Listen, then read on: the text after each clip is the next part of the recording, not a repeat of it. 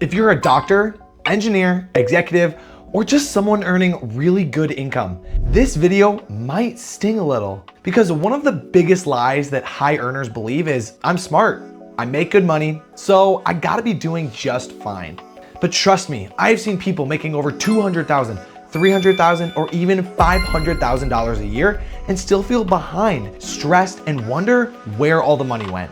So today, I'm gonna walk through 5 of the mistakes that I see smart high earners make all the time. And mistake number 4 is one that feels responsible, but can quietly cost you the most. So mistake number 1, confusing income with wealth. A high income is not wealth. A high income is just potential. Wealth is what you keep, what you invest, what you protect, and eventually what gives you options. And this is where high earners get trapped. Because the bigger the paycheck arrives, suddenly everything upgrades. The house gets bigger, the cars get nicer, vacations become more expensive, private school and subscriptions pile up.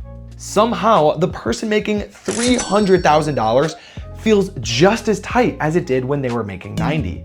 That's called lifestyle creep.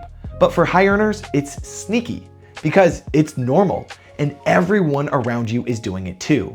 So here's the test. If your income stopped for 6 months, would your life be stable or terrifying? That should tell you your answer. Mistake number 2, investing without a tax strategy.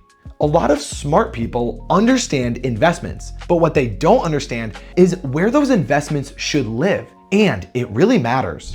A taxable brokerage account, your traditional IRA, Roth, 401k, HSA, and 529s are more than just account labels. They're different tax environments. You can own a great investment, but in the wrong account, it creates an avoidable tax drag every single year. For example, if you're building wealth in a taxable brokerage account, the conversation is not just which ETF should I buy?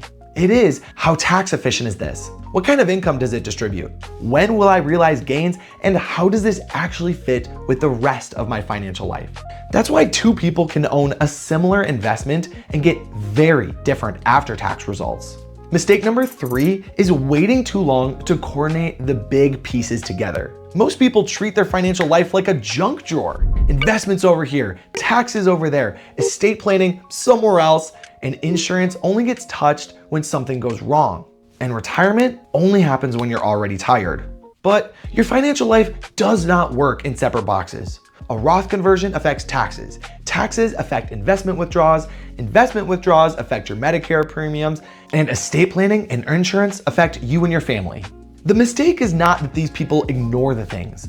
The mistake is that they handle them one at a time, years apart, with no shared strategy. And this is where high earners can lose a ton of ground, not because they made one catastrophic decision, but because they made a bunch of decent decisions that never really worked together. Mistake number 4 is being too conservative with the wrong money. This is the one I teased at the beginning because it feels responsible. You keep too much cash because you don't want the risk. You avoid investing because the market feels scary or uncertain. You delay decisions because you want more information. And listen, having cash is good. Emergency funds are good. But there is a point where safety becomes expensive. If you don't need your money for 10, 15, or 20 years, and it's just sitting in cash because you're waiting for the perfect time, inflation is making the decision for you. If every dollar goes into a savings account because it feels scary, you're just protecting yourself from the short-term volatility while creating a long-term regret. The question is not, should I take this risk or avoid it? The better question is, which money needs safety and which money needs growth? Those are completely different jobs. Mistake number 5 is assuming complexity means sophistication. This is a really big one. Some high earners think that a good financial plan needs private investments, complicated insurance, advanced tax strategies, LLCs, crypto, rental, and a 47-tab spreadsheet. Sometimes advanced strategies do make sense, but often the most powerful plan is boring and coordinated.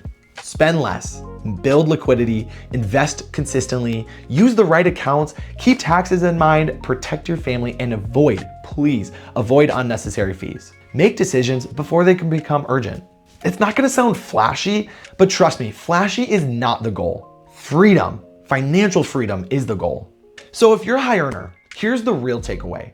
Your income gives you a huge advantage, but it does not automatically create wealth. The goal is to turn your income into options. Options to retire earlier, options to work less, options to help your family, to be generous, or to stop making decisions from stress. If you want help coordinating all of your investments, taxes, retirement, insurance, and estate planning all in one place, we'd love to meet you. At Flames, you can schedule a complimentary introduction meeting using the link in the description below, and we can't wait to hear your financial story. As always, this is educational, not personalized financial advice, but if one of these mistakes made you pause, that's probably the one that you should look at first. And if you found this helpful, hit subscribe, because a future video will go deeper into one of the most expensive mistakes that high earners make: paying taxes you could have avoided the entire time. Thanks so much, and I will see you next time.